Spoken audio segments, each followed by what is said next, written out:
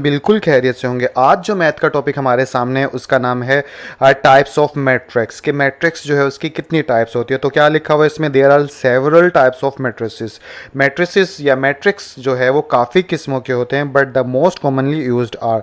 लेकिन इस वीडियो के अंदर जो है हम उन मैट्रिक्स की बात करेंगे जो कि कॉमनली इस्तेमाल होते हैं, या दूसरे लफ्ज़ों में बोलूँ तो जो आपकी बुक में दिए गए हैं। तो पहले नंबर पर जो मैट्रिक्स मैंने रखे आपको समझाने के लिए वो रो मैट्रिक्स है। तो अब पहला सवाल तो यहाँ पर यही पैदा हो जाता है कि सर रो किसे कहते हैं। तो देखिए, रो, जब भी वर्ड मैट्रिक्स के अंदर रो आए तो आपके माइंड में आनी चाहिए एक हॉरिजेंटल लाइन। ठीक है, हॉरिजेंटल लाइन से मुराद क्या है कि अगर आपको इकट्ठा बता दूं, बिकॉज कॉलम भी नीचे है, तो एक हॉरिजेंटल लाइन के अंदर अगर डिजिट्स लिखे हों जैसे कि यहाँ लिखे हों तो उसको बोलते हैं रो, और ऐसे अगर वर्टिकल लाइन के अंदर डिजिट्स लिखे हों तो उसको बोलते हैं कॉलम। ठीक है, तो अब ये बात याद रखिएगा। तो अब इसकी डेफिनेशन पढ़ लेते हैं कि इसमें क्या लिखा हुआ है। A matrix is said to be row matrix. एक मैट्रिक्स जो है उस वक्त रो मैट्रिक्स कहलाता है if it has only one row, जब उस मैट्रिक्स के अंदर सिर्फ एक रो हो। जैसे कि ये एक रो हो रही, अगर यहाँ पे और डिजिट्स होते, जैसे इधर फिर इधर और होते, फिर इधर स्क्वायर ब्रैकेट से क्लोज कर दिया जाता तो 3 रोज होती। लेकिन रो मैट्रिक्स में आपने याद रखना है कि एक ऐसा मैट्रिक्स जिसमें सिर्फ ओनली वन रो होगी उसे रो मैट्रिक्स कहा जाएगा। ठीक है, इसी तरह कॉलम भी बिल्कुल ऐसे ही है। A matrix is said to be a column matrix. एक मैट्रिक्स कॉलम मैट्रिक्स उस वक्त कहलाता है if it has only one column. तो जिस तरह एक हॉरिजेंटल यानी एक रो होगी तो वो रो मैट्रिक्स कहलाएगा, और इस तरह एक किसी भी मैट्रिक्स अगर कंसिस्ट करता है, मुश्तमिल होता है एक कॉलम पर या एक लाइन पर जिसके अंदर सिर्फ डिजिट्स लिखे हुए हैं, तो उसको बोलते हैं कॉलम मैट्रिक्स। तो ये भी आसान सा था। आगे चलते हैं, आगे बात करें तो अब बात होती है रेक्टेंगुलर मैट्रिक्स की। रेक्टेंगुलर मैट्रिक्स किसे कहा जाता है। तो a matrix is said to be angular. कोई भी मैट्रिक्स जो है उस वक्त रेक्टेंगुलर कहलाता है इफ़ द नंबर ऑफ रोज, यानी कि उस मैट्रिक्स में जो रोज की तादाद है इज़ नॉट इक्वल, वो बराबर ना हो किसके, नंबर ऑफ कॉलम्स। यानी कोई भी एक ऐसा मैट्रिक्स है जिसमें रोज की जो तादाद है और कॉलम्स की जो तादाद है वो इक्वल ना हो, उसे रेक्टेंगुलर मैट्रिक्स कहलाते हैं। मिसाल से इस बात को समझने की कोशिश करते हैं। देखें, इसके अंदर कितनी रोज है, इसके अंदर 1 2 3 3 रोज हैं, और इसके अंदर कॉलम अगर गिने, कॉलम कितने हैं तो 1 2, तो 3 कॉलम है और 2 रोज है। तो इट्स मीन के यानी कि ये रेक्टेंगुलर कहलाया, बिकॉज इनमें दोनों की तादाद मुख्तलिफ है। इसी तरह अगर इसकी बात करूं तो इसमें देखे जाए तो एक रो ये है, एक रो ये है। ठीक है, तो 2 रो है, और कॉलम अगर बात करूं तो 1 2 3 3 कॉलम है। तो यानी रोज और कॉलम्स की तादाद अलग अलग है, यानी कि 2/3 है। ठीक है, तो इट्स मीन के ये भी क्या हो गया, रेक्टेंगुलर हो गया। इसी तरह इसके अंदर देखें तो रोज कितनी है, एक रो है। ठीक है, और कॉलम कितने हैं, 1 2 3 3 कॉलम्स हैं। तो ये भी रोज और कॉलम जो है तादाद में या नंबर्स में एक दूसरे से डिफरेंट है, दैट्स वाई कि ये भी रेक्टेंगुलर कहलाएगा। इसी तरह इसके अंदर रोज 1 2 3 3 रोज हैं जबकि एक कॉलम है, तो ये भी क्या कहलाएगा, रेक्टेंगुलर। तो इस तरह आप लोगों को आई होप के रेक्टेंगुलर आसान सी बात है। ऐसा मैट्रिक्स जिसमें रोज की तादाद और कॉलम्स की तादाद मुख्तलिफ होती है रेक्टेंगुलर कहलाता है। ठीक है, तो इसके बाद जो है हम स्क्वायर मैट्रिक्स को देख लेते हैं कि इसमें क्या कहा जा रहा है। A matrix is said to a square. कोई भी मैट्रिक्स उस वक्त स्क्वायर मैट्रिक्स कहलाता है if the number of rows, के नंबर ऑफ रोज जो हैं उस मैट्रिक्स में इज इक्वल, वो बराबर हों किसके, नंबर ऑफ कॉलम्स। यानी कि किसी भी मैट्रिक्स में जब नंबर ऑफ रोज और नंबर ऑफ कॉलम्स आपस में बराबर होंगे तब वो मैट्रिक्स स्क्वायर मैट्रिक्स कहलाएगा। एग्जाम्पल में देखें तो देखिए, 2 रोज हैं तो 2 ही कॉलम है। ठीक है, इसके अंदर 3 रोज हैं, और अगर इसको कॉलम्स देखें तो 1 2 3 3 ही कॉलम्स हैं। इसी तरह लास्ट में ये ऑब्जेक्टिव में भी आ सकती है, अगर किसी यानी कि मैट्रिक्स के अंदर एक डिजिट लिखा हुआ है तो उसको स्क्वायर मैट्रिक्स ही कंक्लूड करते हैं या कंसीडर किया जाता है। ठीक है, तो स्क्वायर मैट्रिक्स और रेक्टेंगुलर में थोड़ा सा फ़र्क है। क्या फ़र्क है कि रोज़ और कॉलम अगर आपस में बराबर होंगे तो स्क्वायर कहलाएगा, और अगर बराबर नहीं होंगे तो रेक्टेंगुलर कहलाएगा। आगे चलें तो अब ज़ीरो मैट्रिक्स की बात कर लेते हैं। इसमें क्या कहा जा रहा है, the matrix is said to be zero. कोई भी मैट्रिक्स उस वक्त ज़ीरो मैट्रिक्स कहलाएगा if all its elements are equal to zero. तो सबसे पहले एलिमेंट्स किसे कहा जाता है, इसके अंदर जो डिजिट्स हैं उनको इंट्रीज भी कहा जाता है और एलिमेंट्स भी कहा जाता है। तो इसमें क्या कहा जा रहा है कि कोई भी मैट्रिक्स उस वक्त ज़ीरो मैट्रिक्स कहलाता है जब उसके अंदर तमाम एलिमेंट्स या इंट्रीज जो हैं वो ज़ीरो के बराबर हों। जैसे आप देखें कि चाहे जितनी रोज़ और कॉलम हों, लेकिन हों सारे के सारे ज़ीरो होने चाहिए, तभी वो ज़ीरो मैट्रिक्स कहलाएगा। ठीक है, तो इसके बाद हम चलते हैं ट्रांसपोज मैट्रिक्स की तरफ कि ट्रांसपोज मैट्रिक्स जो है वो किसे कहते हैं। तो इसकी डेफिनेशन देख लेते हैं। Are matrix obtained by interchanging the rows into columns और कॉलम्स इनटू रोज, कि कोई भी मैट्रिक्स जो है अगर उसके इंटरचेंज का मतलब ये होता है कि उलट, यानी कि रो को कॉलम में बदलना और कॉलम को रो में बदलने को प्रोसेस जो होता है इसको बोलते हैं इंटरचेंज। ठीक है, तो एक ऐसा मैट्रिक्स जिसमें रोज को किस में बदल दें, कॉलम में, या फिर ठीक है कॉलम्स को बदल दो रोज के अंदर, तो उस मैट्रिक्स को कहा जाता है ट्रांसपोज ऑफ दैट मैट्रिक्स, यानी उस मैट्रिक्स का ट्रांसपोज करना कहा जाता है। मिसाल से आपको ये बात अच्छे से समझ में आ जाएगी।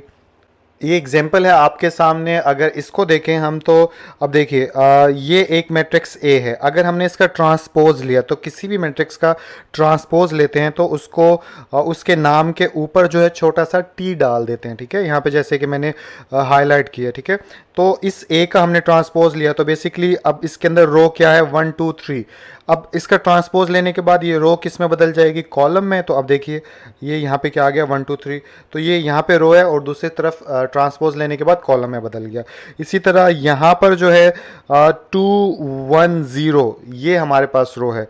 अगर इधर देखें तो ये 2 1 0 जो है कॉलम बन गया। ठीक है, इसी तरह थर्ड रो कौन सी है, -1 4 और -2। इधर देखें तो ये -1 4 और -2। तो बेसिकली पता क्या चला, किसी भी मैट्रिक्स की रोज को कॉलम में बदल दो या कॉलम को रोज में बदल दो, तो इसको बोलते हैं ट्रांसपोज करना। इसी तरह सेकंड एग्जांपल में देख लीजिए, ये रो थी तो ये हमने कॉलम बना दिया, ये भी रो थी तो ये हमने कॉलम बना दिया। इसी तरह इसमें एक रो थी तो रो मैट्रिक्स है, इसका जब सी ट्रांसपोज इस मैट्रिक्स का लिया तो इस रो को एक कॉलम में बदल दिया। ठीक है, तो इसको बोलते हैं किसी भी मैट्रिक्स का ट्रांसपोज करना, या फिर ट्रांसपोज मैट्रिक्स, ये वाला जो पोर्शन है ये ट्रांसपोज मैट्रिक्स का कहलाएगा। तो इसके बाद चलते हैं नेगेटिव ऑफ अ मैट्रिक्स के। इसमें क्या कहा जाता है कि कोई भी मैट्रिक्स है उसका नेगेटिव कैसे मालूम किया जाता है। तो let A be a matrix, मिसाल के तौर पे एक मैट्रिक्स है जो कि कौन सा है ए। ठीक है, देन इट्स नेगेटिव, और उसी ए मैट्रिक्स का जब नेगेटिव लेंगे यानी कि -a लेंगे। ठीक है, जैसे यहाँ पे a है तो इसका नेगेटिव क्या होगा, -a। जैसे a का ऊपर छोटा सा t डाल देते थे तो वो ट्रांसपोज, इसी तरह a से पहले माइनस डाल दो तो इट्स मीन कि हमने पिछले मैट्रिक्स का नेगेटिव लिया है। तो अगर कोई मैट्रिक्स a हो और उसका नेगेटिव मालूम करना, तो वो नेगेटिव a जो है is obtained by changing the science of all the entries of a।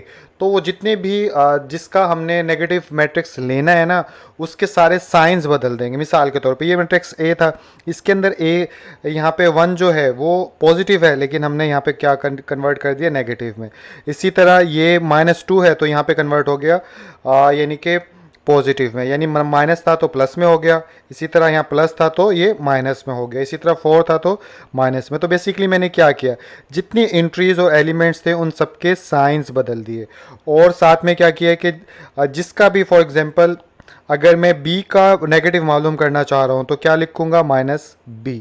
ठीक है, तो बस साइंस बदल दो उसके और उसको बोलते हैं नेगेटिव ऑफ अ मैट्रिक्स। तो अब हम बात करेंगे सिमेट्रिक मैट्रिक्स का, कि सिमेट्रिक मैट्रिक्स जो है वो किसे कहा जाता है। तो देखिए स्क्वायर मैट्रिक्स इज सिमेट्रिक, कि कोई भी स्क्वायर मैट्रिक्स जो होता है वो ही सिमेट्रिक होगा। इससे क्या पता चला कि सिमेट्रिक मैट्रिक्स सिर्फ के लिए शर्त एक चीज ये भी है कि वो स्क्वायर मैट्रिक्स होना चाहिए। स्क्वायर मतलब जितनी रोज हैं उतनी कॉलम होने चाहिए। ठीक है, और दूसरी शर्त इसकी क्या होती है, इफ इट इज इक्वल, अगर वो मैट्रिक्स इक्वल होगा किसके, इट्स ट्रांसपोज के। क्या मतलब कि कोई भी स्क्वायर मैट्रिक्स अगर अपने ट्रांसपोज के इक्वल होगा तभी वो मैट्रिक्स जो है वो सिमेट्रिक मैट्रिक्स कहलाएगा। ठीक है, तो मिसाल के तौर पे मैट्रिक्स ऑफ ए जो है वो सिमेट्रिक होगा इफ अगर उसका ट्रांसपोज ले लो तो वो पहले जिसका ट्रांसपोज लिया था ना वो उसके बराबर ही हो जाए।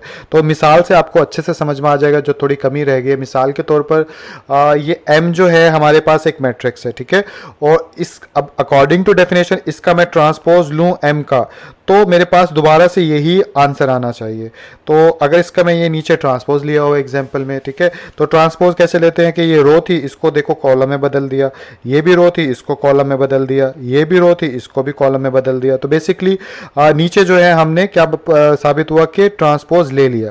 अब ट्रांसपोज लेने के बाद भी नंबर्स वैसे के वैसी इंट्रीज हैं। देखिए 1 2 3 यहाँ है, यहाँ पे भी 1 2 3 है, यहाँ पे 2 - 1 4 है, यहाँ पे भी 2 - 1 4 है, यहाँ पे 3 4 0 है, यहाँ पे भी 3 4 0 है। तो ट्रांसपोज लेने के बाद बिकॉज ये सेम है इसीलिए 10 लिहाजा m is a symmetric matrix के m जो है वो क्या कहलाएगा, सिमेट्रिक मैट्रिक्स कहलाएगा। तो ठीक है, आई होप ये आपको समझ में आ गया होगा। एक और एग्जांपल भी है कि जिससे आपको और अच्छे से क्लियर हो जाएगा। ये A मैट्रिक्स है और ये इसका ट्रांसपोज लिया। अब देखिए बराबर नहीं है, इधर 2 1 3 है, इधर 2 -1 और 3 है, तो इट्स मीन आपस में इक्वल नहीं है, तो इसीलिए is not equal to A, इसीलिए ये सिमेट्रिक मैट्रिक्स नहीं कहलाएगा। तो सिमेट्रिक मैट्रिक्स हो गया हमारे पास। आगे चलते हैं, तो अब हमारे सामने स्क्यू सिमेट्रिक मैट्रिक्स के स्क्यू सिमेट्रिक किसे कहते हैं, तो a square matrix A is said to be skew symmetric, कि कोई भी मैट्रिक्स A जो है उसकी पहली शर्त क्या कि वो स्क्वायर होना चाहिए पिछले सिमेट्रिक की तरह, और दूसरी शर्त क्या है कि वो उस वक्त स्क्यू सिमेट्रिक होगा जब के जिसका हम यानी कि स्क्यू सिमेट्रिक मालूम कर रहे हैं उसमें उस मैट्रिक्स का अगर ट्रांसपोज लिया जाए वो -a के बराबर आना चाहिए। ये बात आपको ऐसे आसानी से समझ में नहीं आएगी, मैं आपको बताता हूँ, ठीक है। मिसाल के तौर पर ये हमारे पास जो है एक मैट्रिक्स A है, ठीक है। इसका अगर तो दो काम करूँगा मैं। पहले क्या करूँगा, पहले मैं ट्रांसपोज लूँगा, ठीक है, उस मैट्रिक्स का जिसको हमने मालूम करने की स्क्यू सिमेट्रिक है या नहीं है, और दूसरे नंबर पे क्या करूँगा, उसका नेगेटिव जो है वो मैट्रिक्स मालूम करूँगा। जैसे इधर A था तो इट्स मीन पहले नंबर पे मैं ये कहना चाह रहा हूँ कि इसका ट्रांसपोज मालूम करूँगा, दूसरे नंबर पे क्या मालूम करूँगा, इसका -a मालूम करूँगा। तो इस A का अगर ये और ये मैं दोनों मालूम कर लूँगा और उसके बाद यानी कि इसका आंसर और इसका आंसर सेम आएगा, यानी कि A ट्रांसपोज अगर आ गया -a के, तो उस सूरत में ये कहलाएगा, ये वाला A जो है ये क्या कहलाएगा, ये कहलाएगा हमारा स्क्यू सिमेट्रिक मैट्रिक्स, ठीक है। इसीलिए इसके फार्मूले के अंदर क्या लिखा हुआ है कि जिसका आप ये स्क्यू सिमेट्रिक मालूम कर रहे हो वो इस फार्मूले पे पूरा उतरना चाहिए, इस इक्वेशन पे पूरा उतरना चाहिए। तो स्क्यू सिमेट्रिक भी आई होप आपको समझ में आ गया होगा। आगे चलते हैं डायगोनल मैट्रिक्स के। डायगोनल मैट्रिक्स जो है वो किसे कहा जाता है, तो देखिए स्क्वायर मैट्रिक्स, अब इसके लिए भी जो मैट्रिक्स डायगोनल मैट्रिक्स होगा वो स्क्वायर मैट्रिक्स जरूर होना चाहिए, ठीक है। Diagonal matrix A is called a diagonal matrix, के कोई भी मैट्रिक्स A जो है, मिसाल के तौर पर नाम रखा है कि कोई भी मैट्रिक्स A जो है अगर डायगोनल मैट्रिक्स है, इफ एटलीस्ट, तो कम अज कम, ठीक है, any of one of the entries of its diagonal, तो जितनी भी डायगोनल एंट्रीज हैं उनमें से कम से कम एक। तो सबसे पहला सवाल ये पैदा हुआ कि सर डायगोनल एंट्रीज कौन सी होती हैं, तो पहले तो इसका जवाब समझना होगा। तो देखिए ये मैट्रिक्स है ना, तो ऐसे जो एंट्रीज होती हैं उसको डायगोनल बोलते हैं। इधर से ऐसी जो होगी उसको डायगोनल बोलते हैं, ठीक है, ऐसी जो होगी उसको डायगोनल बोलेंगे, इधर से ये, इधर से ये। तो ये जो हाईलाइट मैंने एंट्रीज की है ना, इन एंट्रीज को बोला जाता है डायगोनल एंट्रीज। अब उस ऊपर वाली बात को समझते हैं कि वो क्या कह रहा था कि कोई भी मैट्रिक्स जो है अगर उसकी डायगोनल एंट्रीज के अंदर कम से कम एक, ठीक है, एक एंट्री इज नॉट जीरो ना हो, and non diagonal entries must be zero. और दूसरी शर्त क्या है कि बाकी जितनी नॉन जीरो डायगोनल एंट्रीज हैं वो सारी जीरो हों। तो अब नॉन जीरो यानी कि एंट्रीज कौन सी हैं, वो ये हैं, ये देखें, ये 3 0, ये 3 0, ये नॉन डायगोनल एंट्रीज कहलाती हैं, ठीक है। यानी इस लाइन के अलावा जितनी भी एंट्रीज होती हैं वो नॉन डायगोनल एंट्रीज कहलाती हैं। तो दो शर्त हैं इसकी। पहली शर्त क्या है कि जो डायगोनल एंट्री है उसके अंदर कम से कम एक ऐसा एंट्री या नंबर होना चाहिए या एलिमेंट होना चाहिए जो कि ज़ीरो ना हो, ठीक है। और दूसरी कंडीशन क्या कह रहा है, वो बाकी नॉन डायगोनल एंट्रीज हैं वो सारी जो है वो जीरो होनी चाहिए ऑलवेज, ठीक है। इसीलिए अगर आप गौर करो, दोबारा से गौर करवाता हूँ कि ये देखिए नॉन जीरो जो है, नॉन डायगोनल जो है वो सारी तीनों के अंदर जीरो हैं, ठीक है। और इसीलिए जो है वो ये सारे के सारे जो हैं वो डायगोनल मैट्रिक्स कहलाएंगे, because non diagonal entry zero हैं और जो डायगोनल है उनमें कम से कम, अब इसके अंदर दो नॉन जीरो नंबर हैं तो इसलिए ये कम से कम एक नॉन जीरो होना चाहिए। जैसे अगर यहाँ पे ओनली 3 होता तब भी काम चल जाता, ठीक है। तो इधर तीनों ही नॉन जीरो हैं तो भी सही है, इधर भी तीनों नॉन जीरो हैं तो भी सही है। तो डायगोनल एंट्रीज, डायगोनल जो ऐसे लाइनें होती हैं इसके अंदर कम से कम एक नंबर होना चाहिए जीरो के अलावा, बाकी सारे जीरो होने चाहिए सादा लफ्ज़ों में। तो आई होप डायगोनल मैट्रिक्स जो है आप लोगों को ये भी समझ में आ गया होगा। अब आ गया हमारा स्केलर मैट्रिक्स, कि स्केलर मैट्रिक्स जो है वो किसे कहा जाता है। तो देखिए डायगोनल मैट्रिक्स के अब यहाँ पे स्केयर मैट्रिक्स नहीं, स्केलर मैट्रिक्स के लिए यानी कि ये बात की जा रही है कि जो भी स्केलर मैट्रिक्स होगा वो डायगोनल मैट्रिक्स जो है वो ज़रूर होगा। तो कोई भी डायगोनल मैट्रिक्स जो है वो स्केलर उस वक्त कहलाएगा if all the diagonal entries, जब सारी डायगोनल एंट्रीज जो है वो क्या हो, सेम हो एंड नॉन ज़ीरो हो। तो दो शर्त है कि डायगोनल एंट्रीज सेम होनी चाहिए, पहली शर्त, और दूसरा नॉन ज़ीरो होनी चाहिए। तो देख लेते हैं इस एग्जांपल के अंदर। तो देखें ये डायगोनल एंट्रीज हैं और ये सारी की सारी सेम है और ज़ीरो भी नहीं है, तो इट मीन ये ए जो है वो हमारा स्केलर मैट्रिक्स है। इसी तरह बी जो है वो भी स्केलर है, बिकॉज डायगोनल एंट्रीज सेम है और बाकी जो है और डायगोनल एंट्रीज ज़ीरो भी नहीं है। इसी तरह ये 5 जो है ये भी स्केलर कंसिडर किया जाएगा, बिकॉज इसमें जो डायगोनल एंट्री, बिकॉज एक ही नंबर है तो ये ही डायगोनल एंट्री हो गया, और ये नॉन ज़ीरो भी हो गया, तो ये भी इसलिए स्केलर मैट्रिक्स के अंदर ही शामिल किया जाता है। ठीक है, तो आई होप ये चीज़ भी आप लोगों को समझ में आ गई होगी। तो लास्ट में हमारे पास जो है वो आइडेंटिटी मैट्रिक्स है।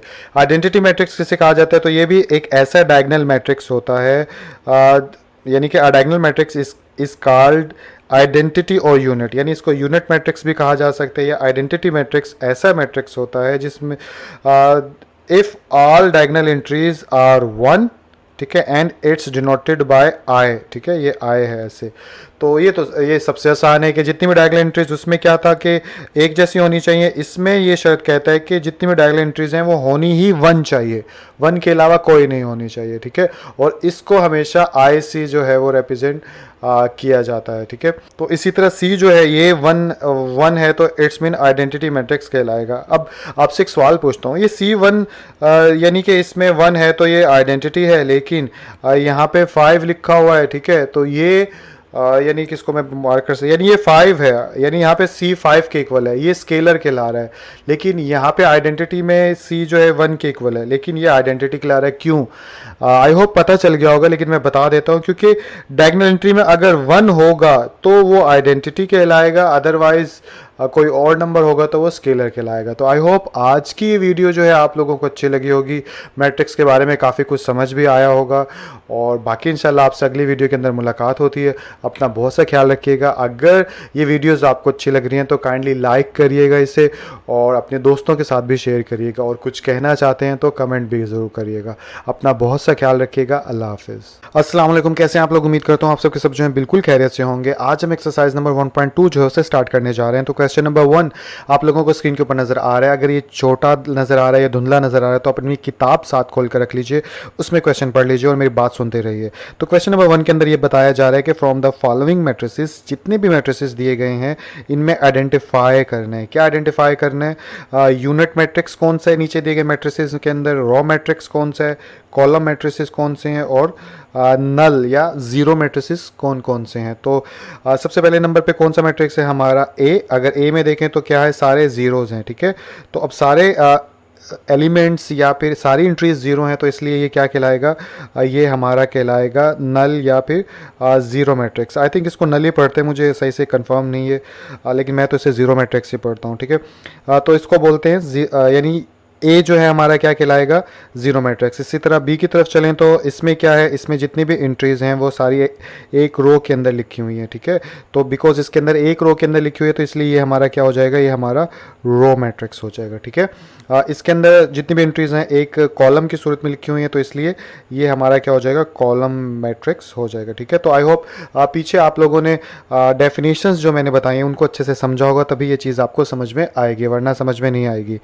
आगे चलें तो अब डी मैट्रिक्स के अंदर अगर देखें तो यहाँ पे भी 1 है और यहाँ पे भी 1 है, और डायगोनल एंट्रीज़ के अंदर 1 1 है। तो ऐसे में अगर 1 1 होता है तो इसे आइडेंटिटी मैट्रिक्स बोलते हैं। तो ये हमारा आइडेंटिटी मैट्रिक्स हो गया। इसके अंदर एक ही एंट्री और वो ज़ीरो है, तो कोई भी ऐसा मैट्रिक्स जिसके अंदर सारी एंट्रीज ज़ीरो हों तो वो ज़ीरो मैट्रिक्स कहलाता है या नल मैट्रिक्स कहलाता है। तो इसलिए ये भी हमारा क्या हो गया? ज़ीरो मैट्रिक्स हो गया। ठीक है, और एफ़ की तरफ चलें तो इसमें भी कॉलम है, तो ये हमारा क्या हो गया? ये भी कॉलम मैट्रिक्स हो गया। ठीक है, तो आई होप ये चीज़ जो है आपको समझ में आ गई होगी। अगले क्वेश्चन की तरफ चलते हैं। तो अगले क्वेश्चन पर जाने से पहले मैंने सोचा आपको बता दूं कि इसके आंसर आप ऐसे ही मत लिख दीजिएगा। अपनी नोटबुक पे आप इस तरह से लिखेंगे कि A is a null matrix, B is a row matrix, C is a column matrix, D is a unit और आइडेंटिटी दोनों एक ही मैट्रिक्स के नाम होते हैं, तो कुछ भी लिख सकते हैं। ई इज़ अ नल और F is a column matrix. आप ऐसे यानी कि ऐसे नहीं इसको लिख सकते, ये सिर्फ समझाने के लिए मैंने आपको किया था, ठीक है। अब अगले क्वेश्चन की तरफ चलते हैं। तो क्वेश्चन नंबर 2 आप लोगों को स्क्रीन के ऊपर नजर आ रहा है, जिसमें क्या कहा जा रहा है, from the following matrices identify. जितने भी ये मैट्रिसेस के नाम है नीचे दिए गए मैट्रिसेस में बताइए कि ये नाम किसके साथ लिखना चाहिए, ठीक है। तो मिसाल के तौर पे जैसे नंबर 1 है, ये कौन सा मैट्रिक्स है, इनके अंदर से देख के हमने बताना है, ठीक है। तो मैं नीचे क्या किया है, मैंने नीचे सारे नाम लिख दिए हैं, इनके आगे मैं नंबर लिख दूंगा कि कौन सा मैट्रिक्स कौन सा है, ठीक है। सबसे पहले तो ढूंढते हैं कि कौन सा मैट्रिक्स है स्क्वायर मैट्रिक्स, ठीक है। तो स्क्वायर मैट्रिक्स की बात करें तो सबसे पहले हमें ये पता होना चाहिए कि स्क्वायर मैट्रिक्स कहते किसको हैं। तो ऐसे मैट्रिक्स जिसमें कॉलम्स और रोज की तादाद जो होती है बराबर होती है, उन्हें स्क्वायर बोलते हैं। तो एक तो 3 हो गया, और कौन सा हो गया, 4 हो गया, और इसके अलावा 8 हो गया, बिकॉज इधर भी 3 रोज हैं और 3 कॉलम है। तो 3 मैट्रिक्स यानी 3 मैट्रिक्स ऐसे हैं ऊपर जो कि स्क्वायर मैट्रिक्स कहलाएंगे। इसलिए मैं यहाँ पे क्या लिखूँगा, यहाँ पे लिख देता हूँ एक तो थर्ड का नाम, इसके अलावा फोर्थ का नाम, और इसके अलावा मैं 8 का नाम लिख देता हूँ, ठीक है। उसके बाद रेक्टेंगुलर मैट्रिक्स कौन से होते हैं, तो डेफिनेशन के अकॉर्डिंग ऐसे मैट्रिक्स जिसमें रोज और कॉलम्स की तादाद मुख्तलिफ होती है, डिफरेंट होती है, उन्हें रेक्टेंगुलर कहा जाता है। तो ढूंढते हैं ऊपर। नंबर 1 ए जो है वो इसमें 2 रोज हैं और 3 कॉलम्स हैं, तो ये एक ये हो गया। इसी तरह ये भी हो गया हमारा रेक्टेंगुलर, बिकॉज इधर 3 रोज हैं और 1 कॉलम है। आगे चलें तो ये भी हो गया हमारे पास, ठीक है, डिफरेंट रोज डिफरेंट कॉलम। इसके अलावा ये भी हो गया, ये भी हो गया, और ये भी हो गया। तो मेरे ख्याल से काफ़ी सारे हैं, तो ये सारे के सारे जो हैं यहाँ लिख लें। क्यों इतने सारे हैं, बिकॉज इसमें भी देखें तो 3 रोज़ हैं और 2 कॉलम है, तो डिफरेंट हैं, तो इसलिए ये सारे लिख लेते हैं यहाँ पर। तो नंबर 1 इधर आ जाएगा पहले नंबर पे, और दूसरे नंबर पे सेकंड आ जाएगा, थर्ड पे हमारे पास 5th आ जाएगा, और इसके बाद हमारे पास 6th भी आ जाएगा, और 7 भी आ जाएगा, और लास्ट में हमारे पास 9 मैट्रिक्स नंबर जो है ये भी आ जाएगा। तो आई होप ये आपको रेक्टेंगुलर मैट्रिक्स की भी समझ में आ गई होगी। आगे चलते हैं, अब बात करते हैं कि रो मैट्रिक्स इसमें से कौन सा है। तो रो जिसमें एक लाइन या एक ही लाइन में नंबर्स लिखे हों, तो जैसे एक ये हो गया रो मैट्रिक्स, इसके अलावा मुझे नहीं नज़र आता कोई भी, ठीक है। तो यहाँ पे सिर्फ आ जाएगा ओनली 6। इसके बाद कॉलम मैट्रिक्स की तरफ चलूँ तो कॉलम वो होता है जो एक लंबी लाइन में लिखा हो, तो जैसे एक ये है और एक ये है, ठीक है। तो ये 2 कॉलम हो गए, इसके अलावा और कोई कॉलम नहीं है। तो इधर आ जाएगा 2 और 7, तो यहाँ पे लिख दूंगा मैं 2 एंड ये आ गया हमारे पास 7। इसके बाद आइडेंटिटी मैट्रिक्स जो है वो हमने फाइंड आउट करना है। तो आइडेंटिटी मैट्रिक्स कौन सा होता है, जिसकी डायगोनल एंट्रीज जो होती हैं वो 1 होती है। तो ऐसा ढूंढें तो अगर इसमें से कोई मिलता है, अगर देखें तो ये वाला मैट्रिक्स जो है वो आइडेंटिटी मैट्रिक्स है, बिकॉज देखें ऐसे जो नंबर्स लिखे होते हैं वो डायगोनल एंट्रीज कहलाती हैं। तो इसमें 1 लिखा हुआ है, तो इसलिए ये आइडेंटिटी कहलाएगा। तो यहाँ पे एक ही मैट्रिक्स ऐसा है, तो इधर लिख देंगे सिंपल 4, ठीक है। उसके बाद उसके बाद यहाँ पे नज़र नहीं आ रहा था आपको, इधर 4 लिख दिया। लास्ट में 0 मैट्रिक्स कौन सा है जिसमें सारी एंट्रीज 0 हों, तो वो तो एक ही नज़र आ रहा है आपको लास्ट वाला। तो इधर आ जाएगा हमारे पास लास्ट में नंबर 9, ठीक है। तो यहाँ पे नंबर 9। तो सफाई आज थोड़ी सी नहीं आ रही, बिकॉज मैं चाह रहा हूँ जल्दी जल्दी रिकॉर्डिंग करूँ आप लोगों के लिए। तो आई होप लेकिन आपको वीडियो जो है वो समझ में आ रही होगी। तो इस तरह से सारे मैट्रिसेस जो हैं आपने चेक कर लिए। कुछ गलती होगी तो इग्नोर कर दीजिएगा, लेकिन समझ में आप लोगों को ज़रूर आ गया होगा, ठीक है।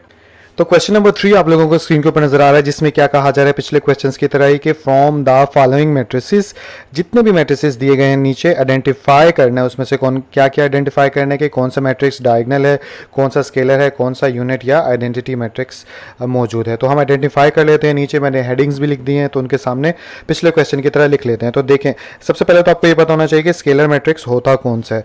तो स्केलर मैट्रिक्स पीछे डेफिनेशन आपने देखी होगी कि ऐसा मैट्रिक्स जिसकी डायगोनल एंट्रीज जो होती हैं वो एक जैसी होती हैं, ठीक है, और बाकी एंट्रीज जो होती हैं वो 0 होती है। तो अगर गौर से देखें तो मैट्रिक्स ए जो है इसमें डायगोनल एंट्रीज 4 4 है, तो ये एक जैसी हैं, और बाकी एंट्रीज 0 है, तो एक तो हो गया हमारे पास ए। इसके अलावा कौन सा है, इसके अलावा सी भी है। सी में दोनों एंट्रीज एक जैसी हैं, लेकिन अगर दोनों डायगोनल एंट्रीज या जितनी भी डायगोनल एंट्रीज होती हैं एक जैसी हों, बट अगर 1 होगी ना तो वो कभी भी स्केलर नहीं होगा, वो आइडेंटिटी चला जाएगा, ठीक है। इसलिए इसको हम स्केलर कंसीडर नहीं कर सकते। इसके अलावा ये भी हो सकता है, ये कैसे हो सकता है इसको सॉल्व करके देखना पड़ेगा। कैसे कि 5 में से 3 गए तो कितना आ गया, 5 में से 3 गए 2, यहाँ पे 0, यहाँ पे भी 0, और 1 में 1 ऐड कर दो तो 2। अब आप देखिए, अब आप देखेंगे तो आपको पता चलेगा कि डायगोनल एंट्रीज एक जैसी हैं, बाकी जो है वो 0 हैं। तो इसलिए मैं यहाँ पर लिख सकता हूँ ई। तो ए ई जो है वो हमारा स्केलर हो गया। इसके बाद यूनिट मैट्रिक्स की बात कर लेते हैं। यूनिट मैट्रिक्स को आइडेंटिटी मैट्रिक्स भी कहा जाता है। तो ऐसा मैट्रिक्स जिसमें डायगोनल एंट्रीज 1 होती हैं उसे बोलते हैं यूनिट मैट्रिक्स। तो वो हमारे पास एक ही है, सी। इसके अलावा देखें आप, कोई भी नहीं है, इधर 3 आ जाता है, तो इसलिए यहाँ पे आ जाएगा हमारा क्या, सी। इसके बाद लास्ट में डायगोनल मैट्रिक्स की बात कर लेते हैं। डायगोनल मैट्रिसेस कौन से हैं इसमें, तो अगर आप गौर से देखें, डायगोनल मैट्रिक्स पहले कहते किसको हैं, ऐसा मैट्रिक्स जिसमें जो डायगोनल एंट्रीज होती हैं उसमें एक नंबर जो है कम से कम नॉन ज़ीरो हो, वो डायगोनल होता है। तो ऐसे में आप देखते हैं कौन कौन सा है। तो अगर इधर गौर से देखें तो ये डायगोनल एंट्रीज हैं और इसमें कम से कम एक नॉन ज़ीरो होना चाहिए, तो इसमें तो दोनों ही नॉन ज़ीरो, तो कोई फ़र्क नहीं। यानी ये शर्त नहीं है कि बस ये शर्त है लोएस्ट फॉर्म में कि कम से कम एक डायगोनल एंट्रीज में नॉन ज़ीरो नंबर होना चाहिए। ये बेशक सारे हों उससे फ़र्क नहीं पड़ता, कम से कम एक होना चाहिए। आई होप आप लोगों को समझ में आया होगा। तो इसलिए एक तो ए लिख देंगे यहाँ पर। अगर इसके बाद देखें तो ये डायगोनल एंट्रीज है, इसके अंदर कम से कम एक नॉन ज़ीरो होना चाहिए, तो दोनों ही नॉन ज़ीरो है, तो इट्स मीन के ये भी डायगोनल एंट्रीज है। इधर देखें तो ये जो है ये भी डायगोनल एंट्री है। क्यों, क्योंकि इसमें भी नॉन ज़ीरो है, तो इसको भी हम कंसीडर करेंगे डायगोनल मैट्रिक्स। इसके अलावा इधर देखें तो इधर भी एक नॉन ज़ीरो है जो कि 3 है, तो ये भी डायगोनल मैट्रिक्स हो गया। और इधर देखें तो इधर भी नॉन ज़ीरो है, तो ये भी डायगोनल हो गया। तो इट्स मीन सारे जो हैं वो डायगोनल हैं, तो इसलिए सारों के नाम लिख दो, ए बी सी डी और ए। तो ये सारे डायगोनल मैट्रिसेस हो गए। तो आई होप कि ये क्वेश्चन भी आप लोगों को समझ में आ गया होगा। तो क्वेश्चन नंबर 4 आप लोगों को स्क्रीन के ऊपर नजर आ रहा है, जिसमें हमें क्या कहा जा रहा है, find the negative of matrices, कि जितने भी मैट्रिसेस दिए गए हैं ए बी सी डी और ई, इन सब का आपने नेगेटिव मैट्रिक्स मालूम करना है। तो नेगेटिव मैट्रिक्स किसे कहते हैं, अगर आप लोगों को याद हो कि कोई भी ऐसा मैट्रिक्स जिसके एंट्रीज के सारे साइन बदल दो तो उसे नेगेटिव मैट्रिक्स कहा जाता है। तो इसको करते कैसे, सबसे पहले ए मैट्रिक्स है हमारे सामने, तो मैं यहाँ पे लिख लेता हूँ, यहाँ पे पहले डालता हूँ ब्रैकेट्स क्योंकि 3 है, और उसके बाद 1 0 -1, और यहाँ पे आ जाएगी एक और, ब्रैकेट डालने में काफ़ी मुश्किल होती है, और यहाँ पे आ गया ए। तो ये हमारे पास आ गया ए मैट्रिक्स। अब हमने इसका नेगेटिव मालूम करना है, तो सबसे पहले एंट्रीज़ बदलते हैं ना इसकी। तो यहाँ पे आ गई स्क्वायर ब्रैकेट, और ये हो गया -1 +1 था, तो ये 0 ना प्लस का होता है ना माइनस का, तो यहाँ पे 0 हो गया। अब -1 जो है +1 में बदल जाएगा, ठीक है। या दूसरे लफ्ज़ों में इसको ऐसे भी लिख सकते हैं कि बाहर माइनस हो गया और अंदर ये वैसे का वैसा, और ऐसे में एक स्टेप बढ़ जाएगा बस। तो ये यहाँ पे ये हो गया। और एक चीज़ मैं बताना भूल गया, जब भी नेगेटिव मैट्रिक्स लेते हैं तो यहाँ पे जो मैट्रिक्स का नाम होता है उसके साथ माइनस लिख देते हैं। ये माइनस शो करता है कि हमने नेगेटिव मैट्रिक्स लिया है। इसके बाद आगे चलें तो अब ये हो जाएगा हमारे पास क्या, -a हमारे पास हो जाएगा यहाँ पर -1 0, और माइनस माइनस कितना होता है प्लस, या बाहर माइनस हो तो अंदर वाला साइन बदल जाता है। तो राइटिंग मेरी कुछ खास अच्छी नहीं आ रही क्योंकि ये लंबी लंबी लाइनें डालना ना काफ़ी मुश्किल लग रहा है, लेकिन समझ आपको आ रही होगी। तो इसी तरह बाकी सब मालूम करेंगे, तो मैं बाकी करता हूँ। तो अब बी का नेगेटिव मालूम करते हैं, जिसके लिए मैं यहाँ पे लिखूँगा बी, और यहाँ पे आ जाएगा मेरे पास 3 -1 2 1, और इधर मैं डाल दूँगा ऐसे लाइन। और उसके बाद अब इसका माइनस मालूम करना है, तो मैं क्या करूँगा, इधर लिख दूँगा -b, और इधर सबके साइंस बदल दूँगा। तो प्लस का 3 था तो ये तो हो गया -3, माइनस इंटू -1, और यहाँ पे हो जाएगा -2, और यहाँ पे हो जाएगा -1।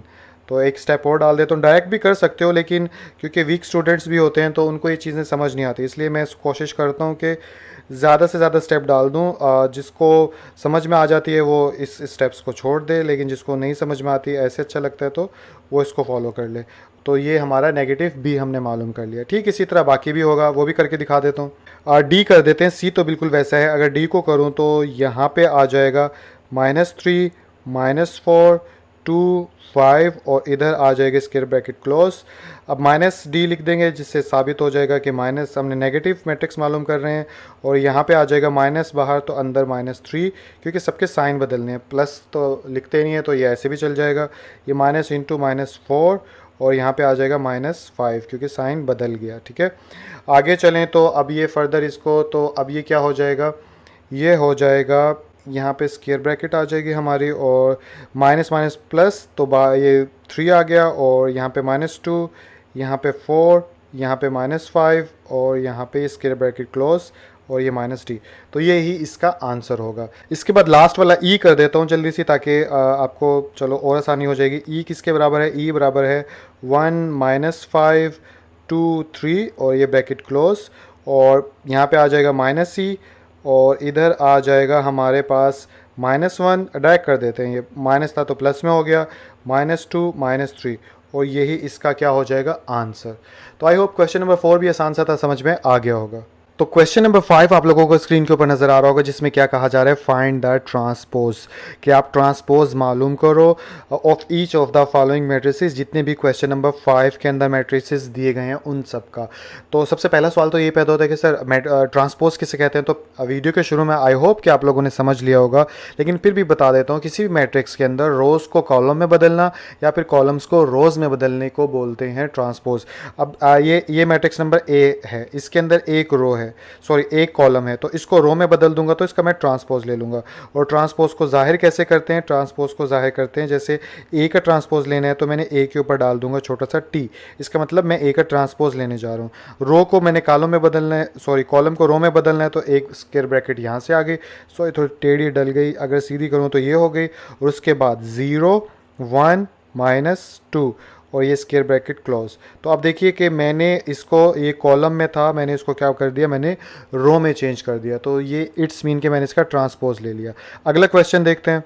तो बी मैट्रिक्स जो है आपको नज़र आ रहा होगा स्क्रीन के ऊपर। अब ये इसका मैंने क्या करना है, ट्रांसपोज लेना है, तो मैं उसके लिए क्या करूँगा, यहाँ पर बी लिख के इसके ऊपर छोटा सा टी लिख दूंगा, और इसके बाद इक्वल का यहाँ पे सिंबल डाल के, अब रो है तो रो को किस में बदलना होता है, कॉलम में, तो यहाँ पे डाल दूंगा एक स्क्वायर ब्रैकेट, और यहाँ पे लिख दूंगा 5, यहाँ पे लिख दूंगा 1 और यहाँ पे लिख दूंगा -6 और ये कर दूंगा क्लोज। तो बेसिकली मैंने क्या किया, मैंने रो को जो है वो कॉलम में बदल दिया, दैट मीन कि मैंने इसका ट्रांसपोज ले लिया। अगला क्वेश्चन देखते हैं।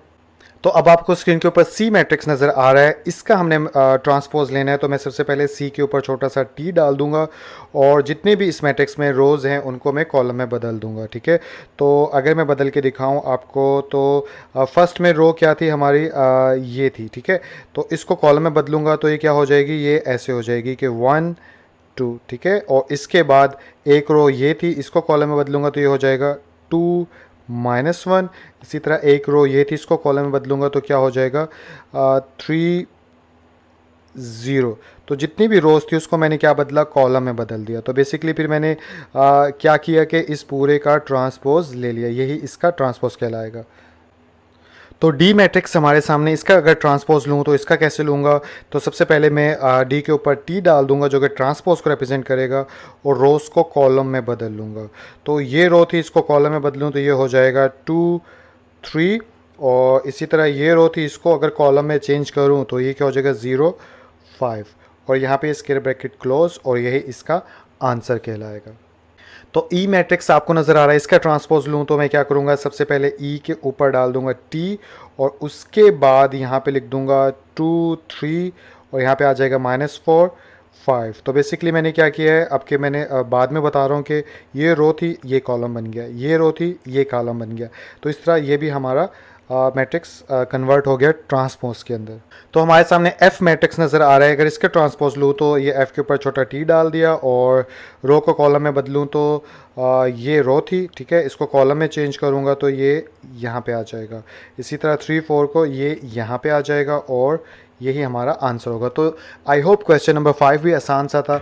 ये बहुत ज़रूरी है ट्रांसपोज को अच्छे से प्रैक्टिस करना, इसीलिए ज़्यादा मेहनत कर रहा हूँ 1.1, 1.2, 1.3, 1.4 पर, क्योंकि ये अगर जिसको अच्छे से आ गई ना वो 1.5 और 6 अच्छे से आसानी से कर लेगा। ठीक है, तो अगले क्वेश्चन की तरफ चलते हैं। तो क्वेश्चन नंबर 6 आप लोगों को स्क्रीन के ऊपर नज़र आ रहा है, जिसमें क्या कहा जा रहा है कि वेरीफाई डैट, आपने साबित करके दिखाना है अगर ए मैट्रिक्स जो है इसके बराबर हो और बी मैट्रिक्स जो है अगर इसके बराबर हो, तो आपने प्रूव करके ये दो इक्वेशंस दिखानी है या ये दो क्वेश्चंस को आपने सॉल्व करना है। तो पहला क्वेश्चन आप लोगों को मैंने पहले से लिख रखा है, तो इसको सॉल्व करते हैं। तो सॉल्व करने के लिए सबसे पहले मैं यहाँ पे सोल्यूशन लिख लूँगा। सोल्यूशन लिखने के बाद ऑब्वियसली बात है, यहाँ पे ए लिखा हुआ है तो ऊपर एक मैट्रिक्स दिया गया है, तो सबसे पहले हमें यहाँ पे लिखना होगा कि ए मैट्रिक्स किसके इक्वल है। तो क्वेश्चन में ऊपर बताया गया है 1 2 और 0 1, तो यहाँ पे लिख लूँगा मैं 1 2 0 1। ठीक है, और ये ऐसे हो गया। अब मुझे ए ट्रांसपोज मालूम करना है ना इसका, तो फिर मैं क्या करूँगा, इसका ट्रांसपोज मालूम कर लूँगा।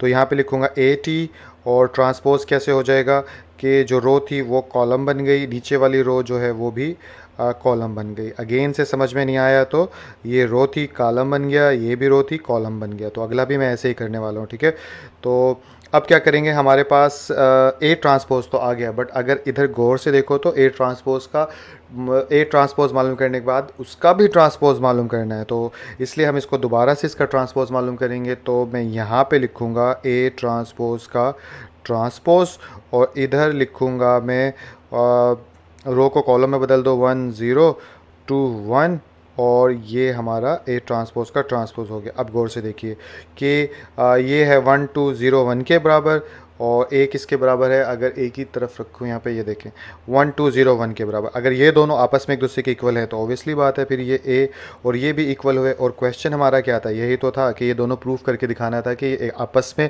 बराबर हैं या नहीं है। तो इसलिए अब हम यहाँ पे लिख देंगे hence proved A is equal to A transpose का ट्रांसपोज। कुछ घबरा ना जाए कि ये इधर लिखना था सर और ये इधर लिखना था, एक्चुअली ये दोनों एक दूसरे के इक्वल है, तो कोई भी पहले लिखो कोई भी बाद में लिखो, इससे फ़र्क नहीं पड़ेगा। ठीक है, तो आई होप ये क्वेश्चन समझ में आ गया होगा। अगले की तरफ चलते हैं। तो अगला क्वेश्चन हमारे पास क्या है, वो सेम ए की जगह बी ट्रांसपोज का ट्रांसपोज और इधर इक्वल बी, ये हमने प्रूव करना है। तो सबसे पहले मैं क्या करूँगा, यहाँ पे लिखूँगा सोल्यूशन, और उसके बाद मैं क्या करूँगा, यहाँ पे बी ट्रांसपोज किसके इक्वल है वो मैं यहाँ पे मेंशन करूँगा। तो ऊपर देखिए तो बी ट्रांसपोज ये है 1 1, ये वाला 1 1 2 0। ठीक है, तो ये यहाँ पे पुट कर देता हूँ 1 1 2 0। ठीक है, आई होप दोबारा से देख लेता हूँ, यही था ना 1 1 2 0। ठीक है, क्योंकि कुछ इसमें अगर थोड़ी सी भी इधर उधर नंबर हो जाए ना, पूरा मेहनत और पूरा सवाल गलत हो जाता है। अब इसके बाद इसका भी पिछले की तरह ट्रांसपोज लेंगे, तो इसका ट्रांसपोज लेंगे तो ये हो जाएगा 1 1 और 2 0। ये ट्रांसपोज मैंने ले लिया, और उसके बाद अब इसका दोबारा से ट्रांसपोज ले लेंगे, तो बी ट्रांसपोज का ट्रांसपोज, और ये बन जाएगा दोबारा से 1 2 और 1 0, और ये ब्रैकेट क्लोज। अब चेक कर लेते हैं, चेक करें तो देखें ये और ये अगर आपस में इक्वल है तो ये बी और बी ट्रांसपोज का ट्रांसपोज भी इक्वल होगा। तो इसलिए हम यहाँ पे लिख देंगे कि so proved B is equal to B transpose का ट्रांसपोज। तो इसके साथ ही एक्सरसाइज जो है ख़त्म हो गई फाइनली।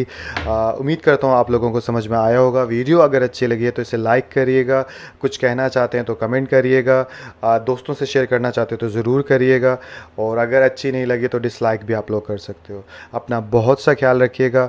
इंशाल्लाह नेक्स्ट वीडियो के अंदर आप लोगों से मुलाकात होती है। अल्लाह हाफ़िज़।